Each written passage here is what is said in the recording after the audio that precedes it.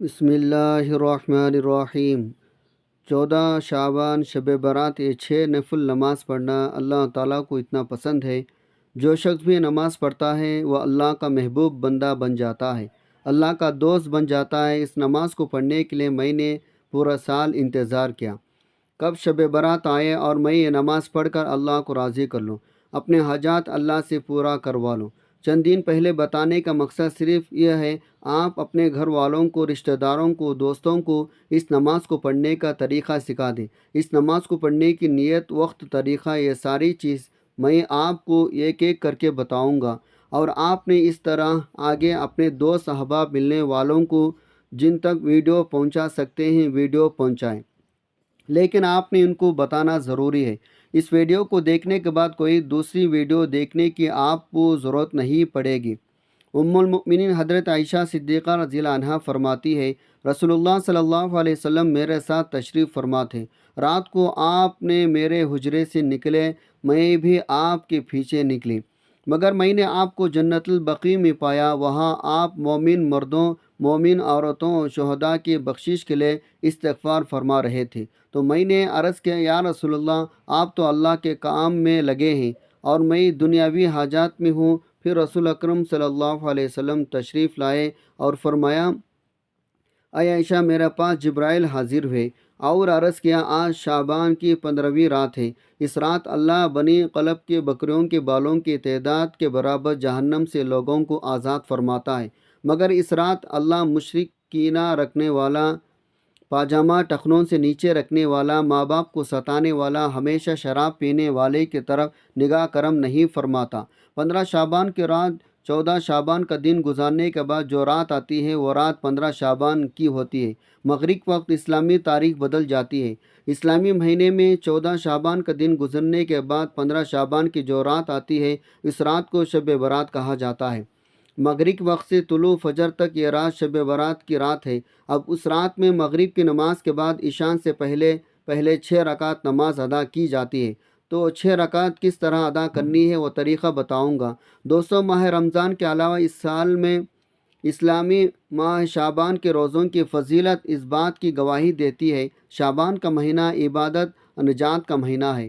حضور نبی صلی اللہ علیہ وسلم ماہ شعبان میں رمضان کے علاوہ باقی تمام مہینوں سے بڑھ کر عبادت کرتے تھے، لہٰذا شب برات دوسرے راتوں کی نسبت عبادت کی زیادہ مستحق ہے۔ حضرت عبداللہ بن عمر رضی اللہ عنہ فرماتے ہیں، 5 راتیں ایسے ہیں جن میں دعا رد نہیں کی جاتی۔ پہلا جمعہ کی رات، دوسرا رجب کی پہلی رات، تیسرا شعبان کی 15ویں رات، چوتھا دونوں عیدوں کی راتیں۔ علامہ ابن تیمیہ رحمۃ اللہ علیہ نے شب برات میں عبادت قیام پر لکھا ہے، جب کوئی بھی انسان نصف شعبان کی رات کو اکیلے یا جماعت کے ساتھ نماز پڑھے، جیسا کہ سلف میں سے بہت سارے گر اس کام کا اہتمام کرتے تھے، یہ بہت خوب ہے۔ شب برات ایسی مبارک رات ہے جب اللہ تعالیٰ آسمان دنیا پر جلوہ افروز ہوتے ہیں، اور اس رات میں زندگی، موت، نجات، مغفرت کے فیصلے ہوتے ہیں۔ اس رات اجتماعی طور پر خضوع سے گھروں، مساجد میں عبادت کرنی چاہیے۔ گھر میں برکت کے لیے اہل خانہ کو چاہیے کہ وہ بچوں کو ایک ساتھ بٹھا کر تسبیحات، نوافل ادا کریں۔ بزرگوں کا فرمان ہے، جو بندہ رزق، روحانیت، بندش، علم، سحر، تقریر، روزگار، شادی بیاہ میں تاخیر سمیت ایسے مسائل سے دوچار ہو تو اسے صدق دل سے معافی مانگنی چاہیے۔ آیت کریمہ تیسرے کلمے کے علاوہ سورہ فاتحہ، سورہ ملک، سورہ یاسین کی پڑھائی کا بطور خاص اہتمام کریں۔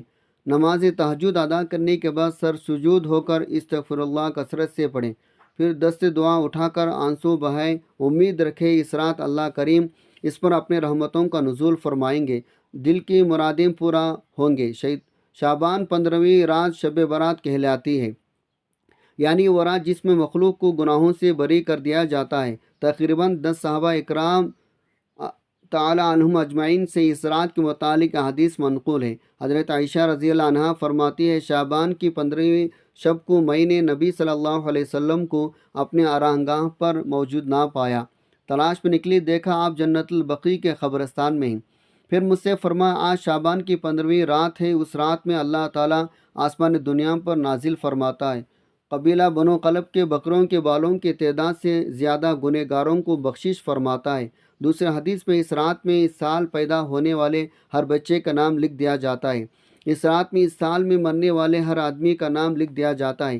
اس رات میں تمہارے اعمال اٹھائے جاتے ہیں، تمہارا رزق اتارا جاتا ہے۔ اسی طرح ایک روایت میں ہے اس رات میں تمام مخلوق کی مغفرت کر دی جاتی ہے سوائے 7 اشخاص، وہ یہ ہیں مشرک، والدین کا نافرمان، کینہ بغض رکھنے والا، شرابی، قاتل، شلوار تخنوں سے نیچے لٹکانے والا، چغل خور۔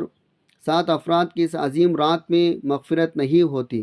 افضل ہے اس رات میں عبادت کیا کرو، دن میں روزہ رکھا کرو۔ اس رات میں اللہ تعالیٰ اپنے بندوں کی طرف متوجہ ہوتے ہیں۔ اعلان ہوتا ہے کون ہے جو گناہوں کو بخشش، رزق میں وسعت طلب کرے، کون مصیبت زدہ سے جو مصیبت سے چھٹکارا حاصل کروائے، بخشش کروائے، کون ہے رزق میں وسعت طلب کرے، کون مصیبت زدہ ہے جو مصیبت سے چھٹکارا حاصل کرنا چاہتا ہے۔ ان حدیث مبارکہ صحابہ اکرام تعالی عنہم اجمعین بزرگان دین کے عمل سے یہ ثابت ہوتی ہے۔ اس رات میں 3 کام کرنے ہیں۔ قبرستان جا کر مردوں کے لیے ایصال ثواب مغفرت کی دعا کی جائے، لیکن یاد رہے نبی صلی اللہ علیہ وسلم سے ساری حیات مبارکہ میں صرف ایک مرتبہ شب برات میں جنت البقیع جانا ثابت ہے۔ اس لیے اگر کوئی شخص زندگی میں ایک مرتبہ بھی اتباع سنت کی نیت سے چلا جائے تو اجر ثواب کا باعث ہے، لیکن پھول پتیاں، چادر چڑھائے، چراغیں اہتمام کرنا، ہر سال جانے کے لازم سمجھنا، اس کو شب برات کے ارکان میں داخل کرنا ٹھیک نہیں ہے۔ جو چیزیں نبی صلی اللہ علیہ وسلم سے جس درجے میں ثابت ہے اس کو اسی درجے میں رکھنا چاہیے، اسی کا نام اتباع دین ہے۔ اس رات میں نوافل تلاوت، ذکر، اذکار کا اہتمام کرنا ہے۔ اس بارے میں یہ واضح ہے نفل ایک ایسی عبادت ہے جس میں تنہائی مطلوب ہے، یہ خلوت کی عبادت ہے، اس کے ذریعے انسان اللہ کا قرب حاصل کرتا ہے۔ لہٰذا نوافل وغیرہ تنہائی میں اپنے گھر میں ادا کر کے اس موقع کو غنیمت جانے۔ نوافل کی جماعت مخصوص طریقہ اپنا درست نہیں ہے۔ یہ فضیلت والی راتیں شور شوہب اجتماع کرنے کے راتیں نہیں ہیں، بلکہ گوشہ تنہائی میں بیٹھ کر اللہ سے تعلقات کرنے کی قیمتی لمحات ہیں، ان کو ضائع ہونے سے بچائیں۔ اس بارے میں حضرت علی رضی اللہ عنہ کی روایت ہے، اور دوسرا ہے نبی صلی اللہ علیہ وسلم 13، 14، 15 تاریخ کو روزوں کا اہتمام فرماتے تھے، لہٰذا اس نیت سے روزہ رکھا جائے تو معجب اجر ثواب ہوگا۔ باقی اس رات میں پٹاخے بجانا، آتش بازی کرنا، حلوے کی رسم کا اہتمام کرنا، یہ سب خرافات اسراف میں شامل ہے۔ شیطان ان فضیلات میں انسان کو مشغول کر کے اللہ کی مغفرت، عبادت سے محروم کر دینا چاہتا ہے۔ یہی شیطان کا اصل مقصد ہے۔ اللہ پاک کا قرب حاصل کرنے کے لیے فرض نمازوں کے ساتھ ساتھ نوافل پڑھے۔ جو شخص فجر کی نماز ادا کر کے اللہ پاک کا ذکر کرتا رہے یہاں تک کہ آفتاب بلند ہو جائے، پھر 2 رکعت پڑھے تو اس کو پورے حج عمرے کا ثواب ملے گا۔ حدیث مبارکہ مفہوم حضرت ابو ہریرہ رضی اللہ عنہ سے مروی ہے، حضور پاک صلی اللہ علیہ وسلم فرماتے ہیں اللہ پاک نے فرمایا جو میرے کسی ولی سے دشمنی کرے اس سے میں نے لڑائی کا اعلان کر دیا، اور میرا بندہ جن چیزوں کے ذریعے میرا قرب چاہتا ہے ان میں مجھے سب سے زیادہ فرائض محبوب ہیں، نوافل کے ذریعے ثواب حاصل کرتا رہتا ہے، یہاں تک کہ میں اسے اپنا محبوب بنا لیتا ہوں۔ اگر مجھ سے سوال کرے تو اسے ضرور دوں گا، پناہ مانگو تو اسی ضرور پناہ دوں گا۔ حدیث مبارکہ کا مفہوم ہے اللہ کے نبی نے فرمایا جو شخص وضو کرے، اچھا وضو کرے اور ظاہر باطن کے ساتھ متوجہ ہو کر 2 رکعت پڑھے اس کے لیے جنت واجب ہو جاتی ہے۔ گناہوں فضولیات سے بچنے کے لیے فرض نماز کی پابندی کے ساتھ ساتھ نوافل کی کثرت کیجیے۔ ایک تو آپ کا وقت اللہ پاک کی عبادت میں گزارے گا، گناہوں سے بچے رہیں گے۔ دوسرا اللہ پاک کا قرب حاصل ہوگا، اسی کے سبب بیڑا پار ہوگا۔ شب برات کی نفل نماز مغرب کی نماز کے بعد 6 رکعت اس طرح پڑھے 70,000 بھی حاجتیں ہوں گے وہ بھی پورا ہو جائے گی۔ 15 شعبان کی رات 14 شعبان کا دن گزرنے کے بعد جو رات آتی ہے وہ رات شعبان کی 15ویں رات ہے۔ مغرب وقت تاریخ بدل جاتی ہے۔ اسلامی مہینوں میں 15 شعبان کی جو رات آتی ہے اس رات کو شب برات کہا جاتا ہے۔ مغرب وقت طلوع سے فجر تک یہ رات شب برات کی رات ہے۔ اب اس رات میں مغرب کی نماز کے بعد عشاء کی نماز سے پہلے 6 رکعت نفل نماز ادا کی جاتی ہے۔ تو 6 رکعت کس طرح سے ادا کرنی ہے وہ طریقہ جان لیں۔ سب سے پہلے آپ مغرب کی نماز ادا کریں، کیونکہ فرض نماز ہے، فرض نماز کے ساتھ ساتھ سنتیں ادا کریں، نوافل ادا کریں۔ سب ادا کرنے کے بعد آپ اطمینان سکون کے ساتھ کھڑے ہونے کے بعد 6 رکعت نفل نماز آپ کو ادا کرنی ہے۔ وہ بھی 2 رکعت کر کے ادا کرنی ہے۔ 2 رکعت نفل پڑھنی ہے، پھر سلام پھیرنا ہے، پھر 2 رکعت پڑھیں، پھر سلام پھیرنا ہے، پھر 2 رکعت پڑھیں، پھر سلام پھیرنا ہے۔ 2 رکعت کر کے 3 مرتبہ میں 6 رکعت ادا کریں۔ سب سے پہلے آپ نے 2 رکعت نفل نماز کی نیت کرنی ہے۔ نیت آپ جس طرح سے دوسری نمازوں میں کرتی ہیں، نفل نمازوں میں اسی طرح سے آپ نے نیت کرنی ہے۔ بس ذہن میں یہ خیال رہنا ہے، ان دونوں رکعتوں کے وسیلے سے، صدقے سے اللہ تبارک و تعالیٰ میری عمر میں فراخی فرمائے، میری عمر میں برکت فرمائے، میری عمر درازی کرے۔ یہ ذہن میں رکھیں، یعنی عمر درازی کے لیے آپ یہ نماز ادا کر رہے ہیں۔ نیت باندھنے کے بعد دوسرے نمازوں میں جس طرح آپ نے سورہ فاتحہ پڑھتے ہیں اسی طرح کوئی صورت ملائیں۔ رکوع کرنے کے بعد سمیع اللہ لمن حمیدہ کہہ کر ٹھہریں، پھر سجدے میں جائیں، اللہ اکبر کہہ کر 2 سجدے کریں۔ 2 سجدہ کرنے کے بعد کھڑے ہو جائیں، پھر 2 رکعت بھی اسی طرح سے 1 مرتبہ سورہ فاتحہ، اس کے بعد کوئی دوسرا صورت ملائیں، پھر رکوع سجدہ وغیرہ کریں۔ دوسری نمازوں کی طرح جب تشہد میں بیٹھیں گے، تشہد پڑھے تو درود ابراہیم پڑھنے کے بعد آپ سلام پھیریں۔ یہ آپ کی 2 رکعت نماز مکمل ہو جائے گی۔ نماز مکمل ہونے کے بعد 1 مرتبہ آپ سورہ یاسین پڑھیں گے۔ اگر آپ سورہ یاسین نہیں پڑھ سکتے تو 21 بار سورہ اخلاص پڑھیں گے۔ یہ پڑھنے کے بعد پھر سیدھے کھڑے ہو جائیں۔ کھڑے ہونے کے بعد پھر 2 رکعت نفل نماز کی آپ نے نیت کرنی ہے۔ اب ان دونوں رکعتوں کو پڑھنے سے پہلے، نیت باندھنے سے پہلے آپ کے ذہن میں ایک بات ہونی چاہیے، وہ بات یہ ہے، اللہ تبارک و تعالیٰ ان دونوں رکعتوں کی برکت سے میرے گھر میں برکت عطا فرمائے، مجھے آفتوں بلاؤں سے محفوظ فرما دیں۔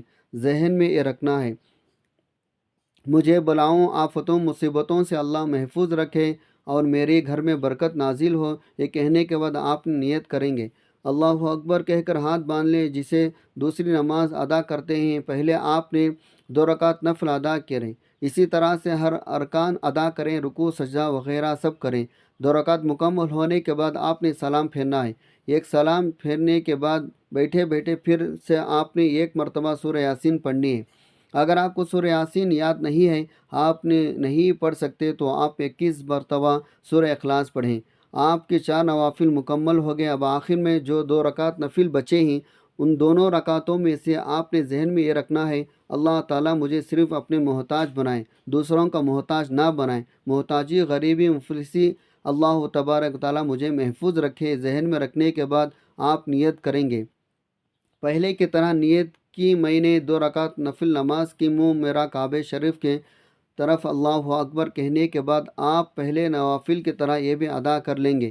ویسے ہی دونوں رکعتیں ادا کریں گے، سلام پھیریں گے، پھر سے آپ نے ایک بار سورہ یاسین پڑھنی ہے اگر یاد ہے۔ اگر سورہ یاسین یاد نہیں تو سورہ اخلاص 21 مرتبہ پڑھ لیں۔ اب آپ کی 6 رکعت نماز مکمل ہوگی۔ یہ 6 رکعت نماز مکمل ہونے کے بعد آپ نے دعائیں نصف شعبان پڑھنی ہے۔ اگر آپ کو دعائیں نصف شعبان یاد نہیں ہے تو آپ سن بھی سکتے ہیں، پڑھ بھی سکتے ہیں۔ دعائیں نصف شعبان پڑھنے کے بعد آپ دعا کریں۔ دعا میں ان تینوں چیزوں کے بارے میں ذکر کریں گے، یا رب العالمین ان نوافل کے برکت سے، شب برات کی برکت سے میری عمر دراز عطا فرما، میرے عمر میں برکت عطا فرما۔ اس کے بعد دعا کریں، یا اللہ ان 6 رکعت نفل نماز کی برکت سے میرے گھر میں برکتیں نازل فرما، مجھے آفتوں بلاؤں تمام مصیبتوں سے محفوظ فرما۔ اس کے بعد یہ دعا کریں، ان نوافل کے برکت سے مجھے محتاجی، غریبی، مفلسی محفوظ فرما۔ اس کے بعد جو بھی آپ کے ذہن میں، دل میں ہے، اللہ تعالیٰ سے مانگیں۔ ان نوافل کے برکت سے آپ کے تمام حاجتیں بھی پورے ہوں گی۔